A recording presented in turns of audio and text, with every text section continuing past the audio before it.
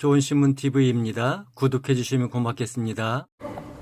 우리 교단을 사랑하시고 이렇게 뜨거운 마음으로 모여 어려운 시기 기도로 동일하는 본질을 붙잡고 돌파하게 하신 것 감사합니다. 우리의 생각과 기대를 뛰어넘는 결과로 이어지게 해 주옵소서. 감사합니다. 예수님 이름으로 기도하옵나이다. 아들 폰테스라는 말이 있습니다. 우리가 잘 알듯이 기본으로 돌아가자, 근원으로 돌아가자, 그런 의미를 가지고 있습니다.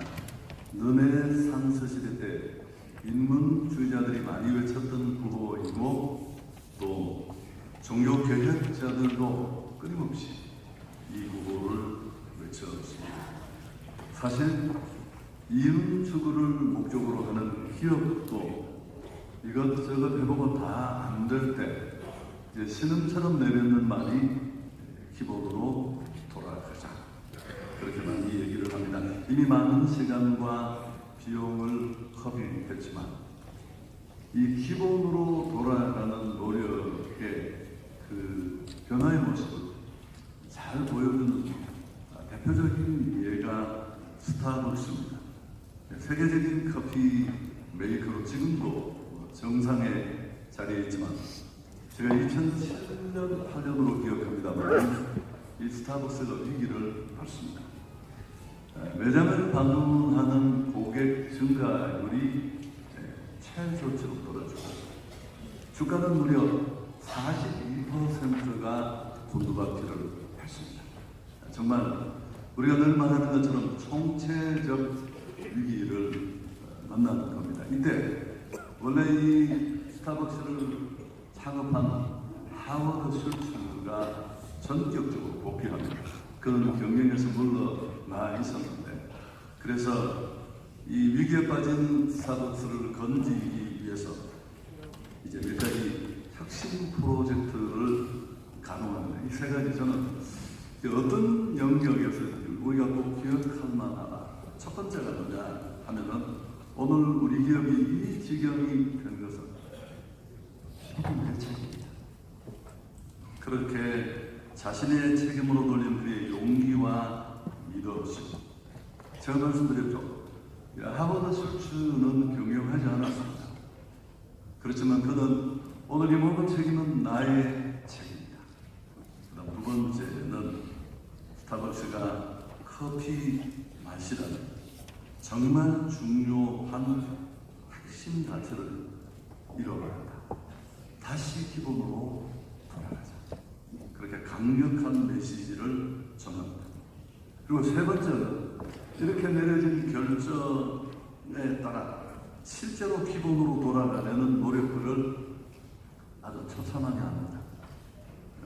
우선 그해 2월 26일에 미국 전역에 있는 7,100개의 커피 매장의 문을 3시간 동안 닫고 바리스타들을 불러서 커피 맛을 새롭게 점검하는 그런 시간을 가집니다. 핵심 가치를 돌아보는 거죠. 그리고 그해 말에 뉴올리언스의 1만 명의 리더들을 모아놓고 리더십 컨퍼런스를 합니다. 무려 600만 달러가 들었습니다.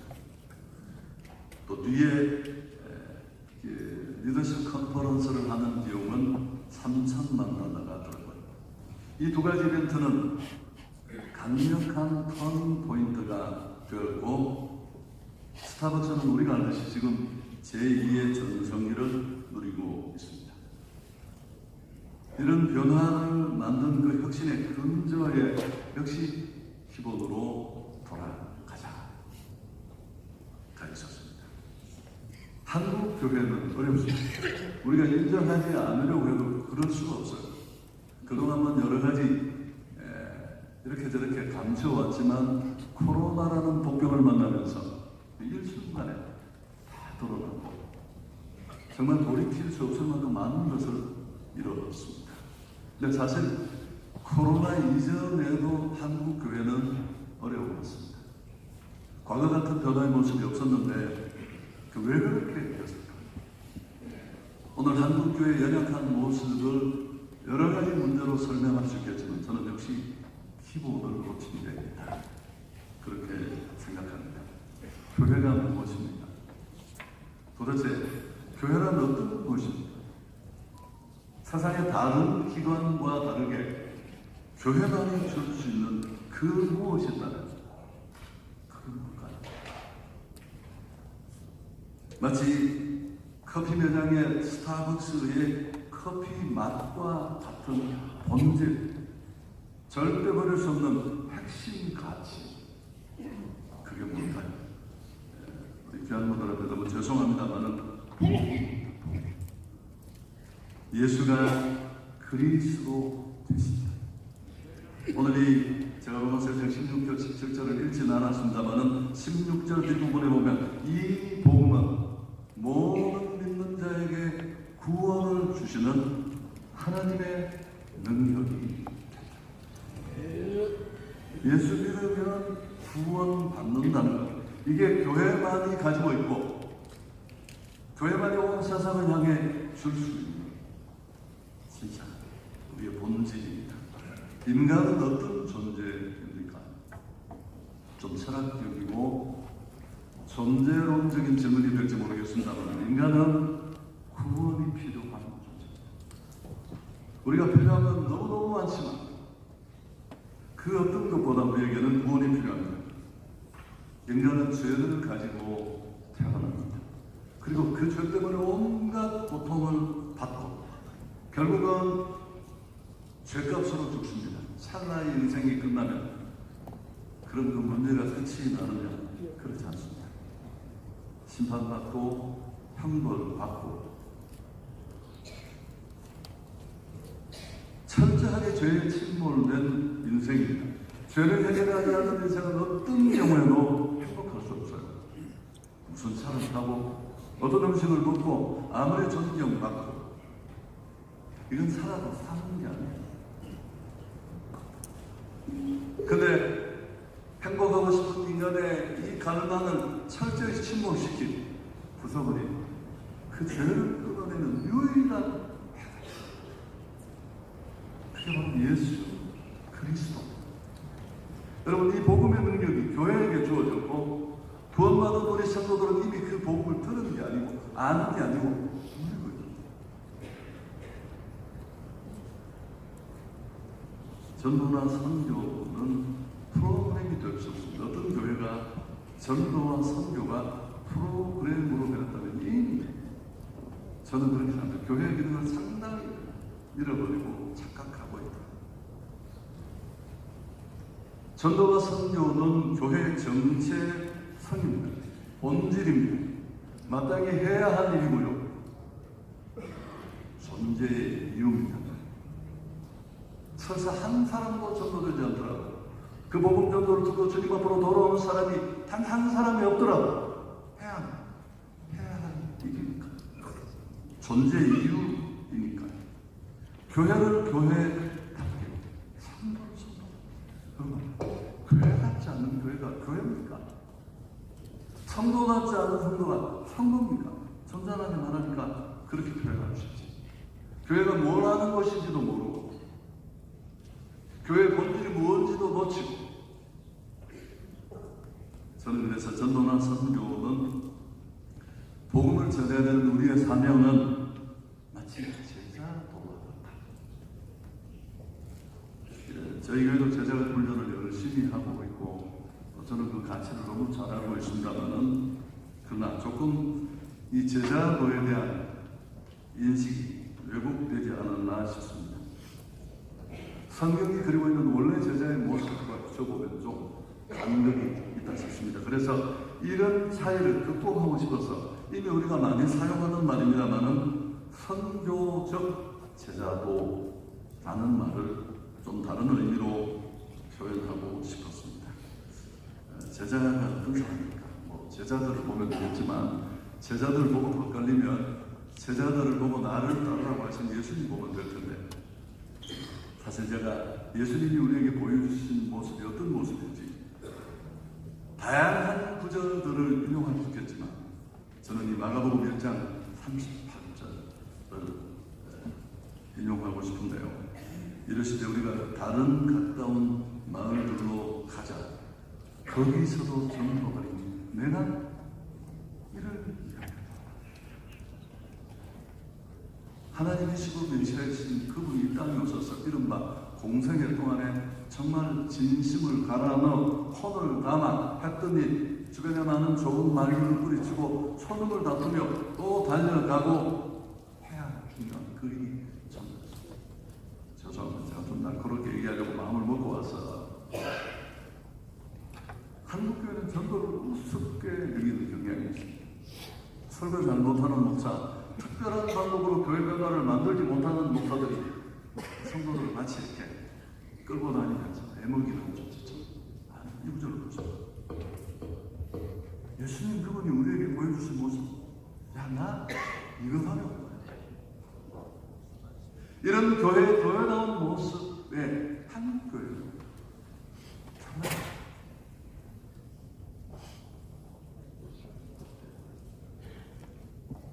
철저하게 하나님을 보여주고 전도에 매진했고, 저는 이렇게 이 선교적 제자도를 어떻게 정리하고 싶으냐 하면 전도나 선교가 프로그램이 아니라 일상이 되는 겁니다. 저는 성경교회가 그렇게 되길 바랐습니다.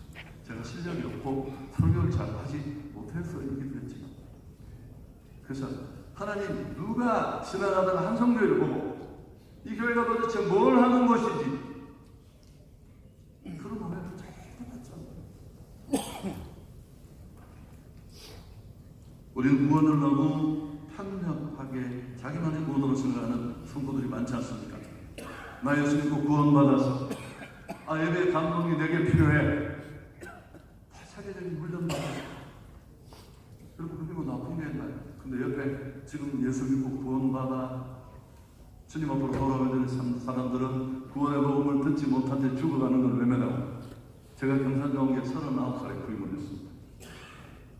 제가 딱 사부 예배 처음 딱 들어갔는데 청년들 한 150명이 기도를 하는데 소문대로 뜨겁다고 제가 종을 치고 다 앉으라고. 왜 여기서 떠들고 있느냐?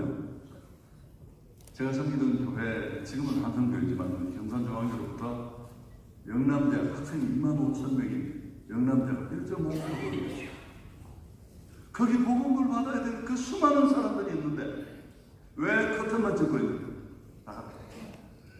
그랬던 기억이 지금도 납니다. 오늘 교회는 위기를 맞고 있습니다. 교회 위기가 어떤 위기일까요? 종교다원주의, 신천지 같은 이단, 또 많은 사람들이 한국교회 성도들의 열심은 있는데 헌신이 없다는 헌신의 부족, 또 우리가 예상치 못하게 큰 타격을 입고 지금도 많이 회복하지 못하고 있는 코로나19 아닙니다. 교회가 교회의 영광을 모르는 겁니다. 교회가 어떤 축복, 어떤 아름다움을 가지고 있는지. 그럼 목사님 잘하는 설교 잘하는 목사가 아니에요. 저희도 카페가 250편.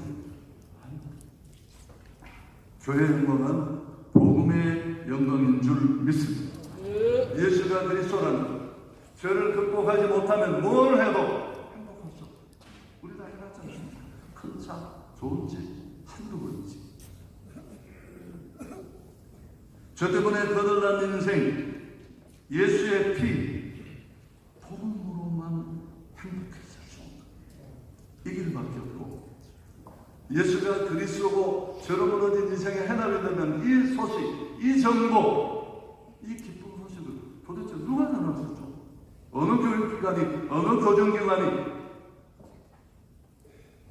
우리가 이 복음의 영광을 놓치고 있습니다. 세상을 섬기고 누구를 돕고 얼마나 하지만 그 속에 착각합니다. 당연히 교회는 복음을 전하기 위해서는 세상보다 더 높은 수준의 섬김, 삶의 그런 모습이 있어야 됩니다. 그것과 복음 전하는 급밥 먹어도 교돈 받아서도 그렇게 벌어진 그 무거운 물품 받고 등 따뜻해도 결국 죄를 극복하지 못한 인생은 죽수. 그 고리를 끊는 게 우리에게 주어진 것입니다. 저는 이렇게 말하고 싶습니다. 교회 위기는 정체성입니다.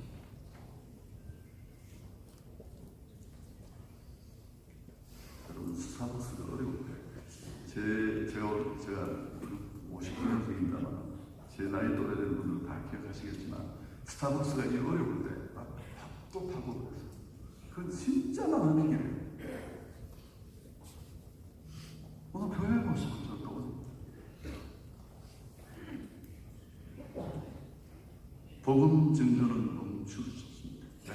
본질이니까, 존재 이유니까. 그 2020년 제가 2월로 기억을 합니다만은 코로나가 조금씩 이제 실체를 드러내고 있는데 제가 2월에 쉬는 달이어서 가까운 제주도에서 이렇게 쉬고 있었는데 갑자기 상황이 점점 좋아지지 않았어요. 그래서 제가 불안해서 쉬는 수가 없어서 행정실에 전화를 했습니다. 그래서 우리 행정목사님 똑똑하신 분인데 저보다 넘치었습니다. 목사님 상황이 어떠냐고 보니까 전화를 수백 통 받았는데 여러 가지 방역 조치가 바뀌면서 아마 교회로 굉장히 많이 안 올 것 같다고. 그래서 목사님 제가 가야 될까요? 그분이 목사님 오시면 성도들이 덜 불안할 것 같습니다. 제가 설교 부탁한 분에게 양해를 구하고 오후 2시에 이제 교회로 돌아와서 주보에다가 주일 설교 제목을 아무것도 두려워하지 말라. 제가 코로나가 그렇게 셀 줄도 모르고 설교를 마치고 2부 마치고 3부를 준비하는데 장로님 한 분이 보러 오셨어요. 제가 와서 굉장히 여러 가지 절차를 밟으면서 좀 우울한 표정으로 보였어요. 저희 교회가 이제 행복한 사람들의 축제라는 복음을 전하는 그런 프로세스를 가지고 있습니다. 제가 사실 그 사명 때문에 오늘 여기도 오는데요. 그 사람은 제가 사람 많이 모이는데 설교하는 데 힘들어하는 사람이에요. 그래서 그 장로님 저를 보고 하는 말이 그게 3월 첫 주에 이제 딱 시작을 해서 5월 마지막 주까지 가는 그런 프로그램인데 한국교회 제가 오픈하고 그렇게 했습니다만 그래서 그분이 저보고 그러는 거예요. 목사님 지금 이 상황에서 어떻게 태신자를 하고 하겠느냐고. 그래서 장로님 내가 그렇게 똑똑하지 않고 공부를 잘하지는 못했지만 제가 눈치 판단 내가 이 어려운 상황을 이해하지 못했겠냐. 나는 정말 사람들이 싫어하는 내가 먼저 질려서 못하는 그런 뻔뻔한 사람 맞다. 내가 체질적으로 그렇지만 내가 지금까지 어떤 어려운 속에 들어왔든 해야 할 일이 없거든요. 제가 경산정원교회 12년 있는 동안에 두 번의 건축이 있었습니다. IMF 때도 뭐 거의 68억 정도. 그다음 두 번째가 좀 거의 뭐 290억, 일단저단 다 해서 뭐 그렇게 들어가서 그 시골에 살 수 있는 일이 아니에요. 얼마나 많은 어려움을 겪었겠어요. 수사에 뭐 조폭 살아도 사는 게 아니죠. 재정이 전혀 없는 상태 속에 연희가 8년 만에 그렇게 엄청난 일을 하면서 재직했어요. 도와주라! 성대하지 말잖아요. 제가 가만히 있잖아요. 당신 사람이야. 당신 사람이라면 그렇게 말하겠네요. 다 했습니다. 제가 얘기를 못했지만 지금까지도 내가 멈추지 않아. 이 정도 어려우면 내가 또 멈춘다니까. 다음에 또 멈춰야 된다냐. 우리 제발 나를 좀 멈추게 해봐. 당신이 나를 설득하면 나는 여기서 멈추고 싶다. 이 멈출 속에 이 어려움 속에 내가 여러분 이런 얘기를 하려고 한 게 아니었습니다. 그래서 저희들이 그냥 어쩔 수 없이 다 했습니다. 이 행복 사람들의 축제라는 이 선교 프로세스가 10가지 스텝을 밟습니다. 하다 보니까 그게 10가지 더라고요. 그래서 옛날에 제가 CCC를 날치기라고 배웠던 10스텝을 이름만 빌려가서 저희가 10스텝이라고 하는데 저희가 한 걸음도 빠지지 않고 다 했습니다. 저희 결과가 많은 결과는 아니지만 한번 보여드리겠습니다. 2020년 봄 그 어설픔 속에 봄 축제 저희 중직자들이 9,000명이 있는데 태어나면 1,757명이 와서 257명이 결신을 가을에 1,064명, 216명, 21년 봄에는 3,857명하고 648명 정말 우리가 놀라는 것. 죄송합니다. 나는 한국 교회가 코로나 위기 속에 코를 따내가 이 위기가 지나가기만을 기다렸죠. 저는 어쩔 수 없이 선교를 했고 전도를 했고 외국을 못 가서 제주도 울릉도 같은 약간 외국 제주도 가셔서 제주도에 저희가 이제 그 윤진이라는 제 미국 간 찬양 강사님이 저희 교회 출신이지 않습니까? 같이 제주도 가서 연락교회 중심으로 저희가 그 코로나 한 가운데 저도 지켜야 했어요. 목사님 눈물을 흘렸습니다. 어떻게 이런 더 가능한가? 저희 무슨 입학식적으로 졸업식적으로 불금 홍대전도부터 시작해서 저희는 한국교회 어쨌든 할 수 있는 일 마을 전도대 다 하는데 그 위기 속에 마치 전염병에 온상이 된 것 같은 그런 좋지 않은 분위기 속에서도 도움을 필요로 하는 사람들이 있습니다. 사실입니다. 제가 길게 하지 않는다 우리 사회자가 말씀해 주신 시간을 정확하게 마칩니다. 어떻게 하면 교회가 건강하고 행복할까? 이건 모든 목회자, 교회 앞선 일꾼들, 리더십들의 고민이 아닌가 생각합니다. 어떻게 하면 교회가 건강한 교회, 교회라는 교회, 행복한 교회가 될 수 있을까요? 네, 저는 본질에 충실한 무언가 제자리를 이탈했었다고 생각할 때는 원래 모습 우리가 뭘 놓치고 있었는지 교회에게 주어진 이 교회만이 가진 어마어마한 교회의 영광 복음이에요. 교회만이 줄 수 있는 이 복음을 우리가 다시 손에 잡고 흘려보내면 제가 이 비유를 많이 듭니다만 가수가 있다고 하셨어요. 노래를 부르는 게 가수의 아닙니까? 근데 무슨 뭐 좀 비주얼도 되고 또 춤도 되고 또 작곡도 하고 그러면 좋겠지만 사실은 이 김범수라는 가수가 있잖아요. 아시죠? 그분이나 저나 안경을 벗으면 얘기하기 상당히 어려워집니다. 호모사피엔스로 분류하기 어려워져. 아무 문제 없어. 왜 그런가? 너무 압도적인 노래 실력이 있어요. 언더그라운드에서 자기 모습을 드러내지 못할 때도 있었습니다. 존경을 받고 주목받고 그 끝에 자연스럽게 유명세를 타면서 돈은 걸려내 달려오는 것이죠. 저는 대구에서 경산중앙교회 제가 11년 8개월을 담임을 했었고 그러다 갑자기 서울 한성교회 부름을 받아서 저희 교회가 큰 교회는 아닙니다만 어려움 속에 제가 이제 지난 4월 말이 16년이 됐습니다.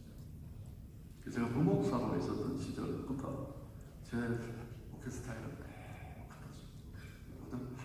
그 일정까지 똑같을 만큼 그냥 제가 무슨 특별한 게 있는 사람이 아니어서 최선을 다했고 지금도 사실 저희가 다음 5월 마지막 24일, 25일이 행복한 사람들의 축제 주일이라서 특세기가 제가 이제 잠깐 나왔습니다만 그래서 교회가 너무 뜨거워 성숙한 교회 성경에 그 흘러 넘치는 잃어버린 한 영혼을 향한 아버지의 마음을 놓친 뭐 행복하겠습니까? 어떻게 성숙을 말할 수 있겠습니까? 여전히 내 고민, 내 주제를 가지고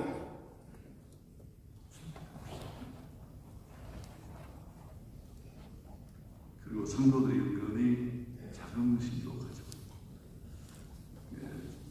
요한복음 8장 29절을 보시면 사실 제가 이 말씀을 제게 도전을 주신 목사님 소개하고 싶은데 그렇게는 하지 않겠습니다만 이분은 개척을 하셔서 목회에 크게 열매를 남기시고 한국교회에서 잘 알려진 분입니다. 교회들이 어려우면 돕기도 하고 그런 분이 은퇴를 하셨습니다만 저는 세미나에 직접 가지는 못했는데 테이블 들어서 그랬잖아요. 그리고 저는 정말 이 망치로 뒤통수를 이제 나중에 후배 목사들이 질문을 합니다. 목사님 목회가 그렇게 풍성하고 어떻게 그렇게 행복합니까? 모르니까 이분이 너무 겸손하십니까? 하나님이 다 은혜를 주셨답니다. 이게 얼마나 애매한 말인가요? 그러니까 이분이 눈치를 채시고 요한복음 8장 29절을 보여주시죠. 제가 잠깐 예수님이 하신 말씀입니다. 같이 한번 읽을까요? 나를 보내시니까 나와 함께 하셨습니다. 내가 항상 내 기뻐하시는 사람으로 내가 나를 혼자 두지 않았습니다. 예수님이 자기 하나님 그래서 내 목표가 이렇게 나를 뛰어넘어 행복할 수 있었다. 근데 그런 항상 함께 하심을 가능하는 조건이 나오냐. 내가 항상 그의 기뻐하시는 일을 나는 내가 예측하고 내가 이 교회 목사라고 내 하고 싶은 대로 하지 않나. 주님이 뭘 원하실까? 전 여기까지도 고백했습니다. 하나님이 뭘 원하실까? 당연히 잃어버린 한 영혼에 대한 분이시다. 저는 그런 스타일 아니었어요. 이제 강대상한테 코팅을 해서 붙여서 다 이렇게 묶여요. 제가 대구에서 목회할 때 좀 날카로운 한 분이 어느 날 도목사가 고쳐야 될 때 10가지 목회에 적어서 회의에 들어오셨더라고요. 정말 전설 따라 삼천리에 나오는 경우가 그 중에 한 가지가 당신 선교는 항상 전도나 선교로 끝이 난다. 정말입니까? 저는 좋아서 그런 겁니다. 그게 앉아서 이렇게 코팅을 해두었는데 모니터 좀 하세요.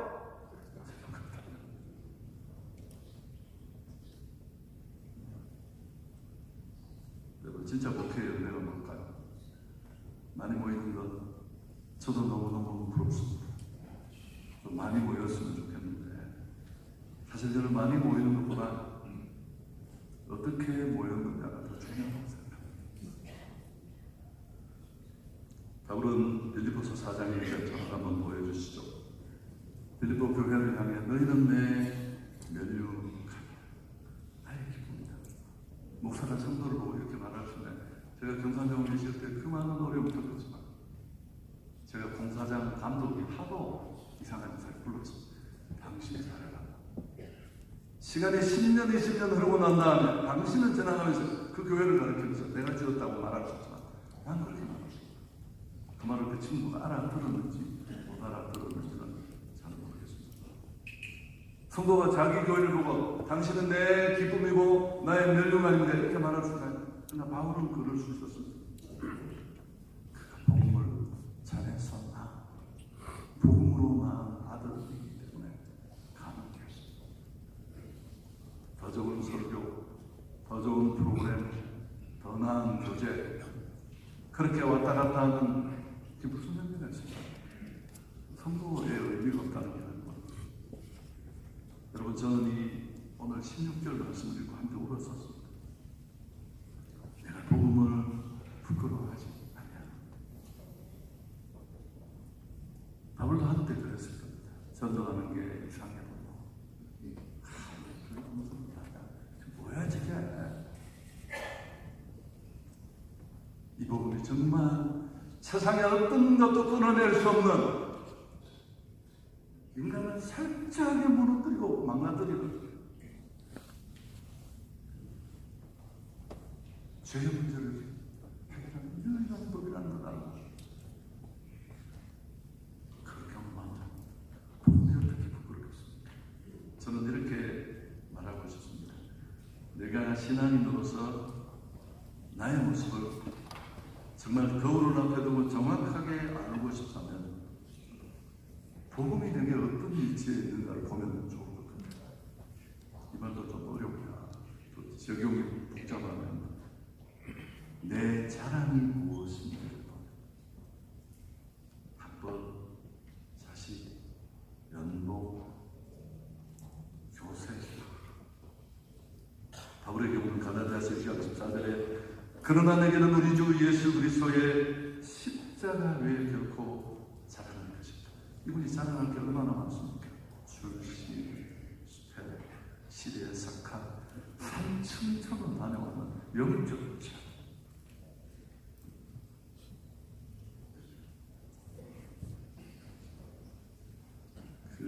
우리 잘 아는 얘기지 않습니까? 4분 정도 남았는데 그 김중건 목사님 CCC에 지금 모임됐지만 김중건 목사님이 캠퍼스의 청년들을 모아놓고 한때 내가 상상하면 너희는 무조건 예수 그리스도라고 말하라. 내 인생의 문제 어떻게 해결합니까? 예수 그리스도. 내 안에 스스로 해결하지 못하는 이 더럽고 추악한 악습 어떻게 끊어버립니까? 예수 그리스도. 당하는 사람들 심각한 인간관계, 지금 힘들게 살아가는 내 가족과 내 친지, 진짜 필요한 것은 이렇게 손부리쳐 드리는 대한민국. 저는 정치에 잘 하지 않는데 우리 성도들에게 그랬습니다. 우리가 한 번, 두 번 바꿔봤느냐. 사람은 거기가 거기고 어떻게 이 나라 이 민족을 다시 살릴 수 있겠습니까? 복음밖에 없습니다. 저희 마쳤습니다.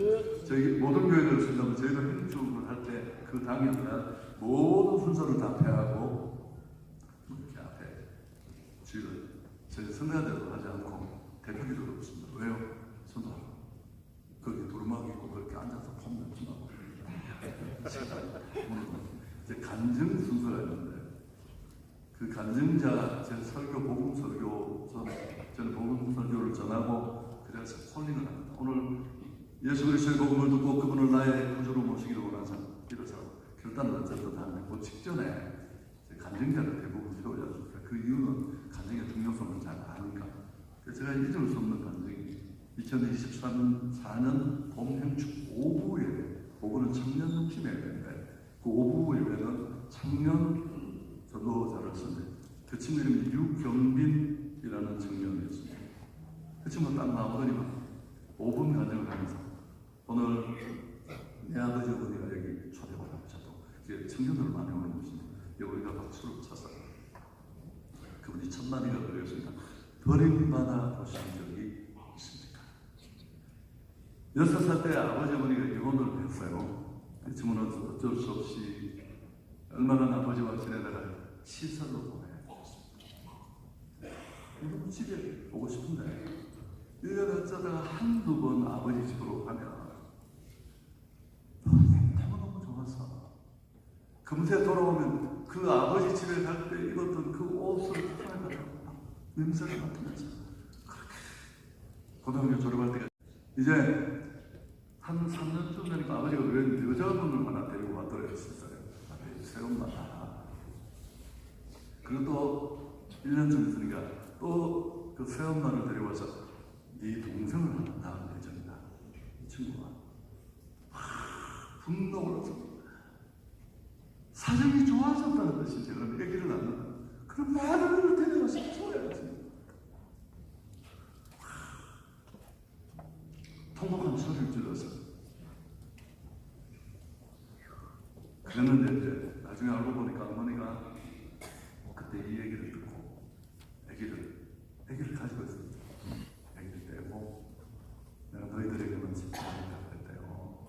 이렇게 상처투성이로 살아서 고등학교로 졸업할 때까지 자기가 시설에 있다는 얘기를 못하고 대학을 들어가서 취직을 하고 사업정책에 뛰어다니면서 열심히 자기 인생의 이 어둠을 걸러내고 새로운 삶을 꿈꾸면서 다녔다는데 쉽지 않잖아.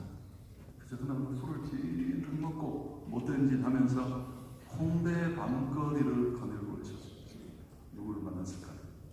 한성교회 홍대 불금 전도자를 만났어요.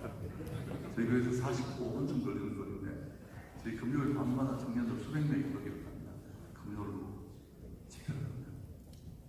그 불금 전도대에 와서 설문지 전도를 받고 자매 한 분에게 자기 전화번호를 주고 집으로 돌아가서 가만히 보니까 한성교회와 자기 집 거리가 그렇게 멀지 않았다고. 그래서 친구가 교회를 한번 가봐야 되겠다. 그분들 얼굴에 있는 뭔가 당당한 그 빛 때문에 시간이 좀 그렇게 해서 그리 와보니까 그 청년 속으로 반해 지나온 삶이 자기와 같은 한 형이 있더래요.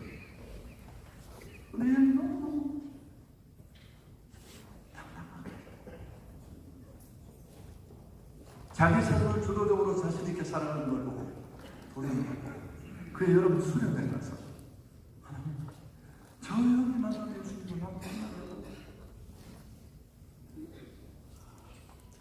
지금 완전히 변합니다. 자, 저는 정년사역을 오래 했고 지금 정년사역자도 아니지만 이런 간증이 제 제자 지금 목회자가 된 친구들이 있고 누가 이렇게 인간을 이렇게 속물째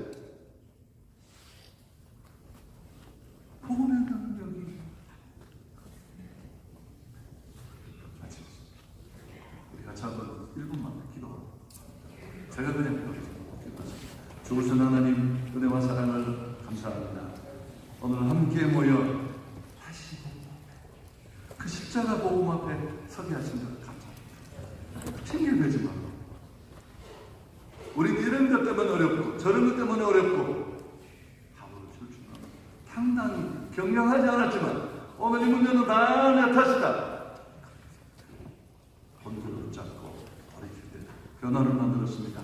온 교회가 이런 새로운 변화를 시작하게 해 주옵소서. 예수님 이름으로 기도하옵나이다. 좋은 신문 TV를 시청해 주셔서 감사합니다.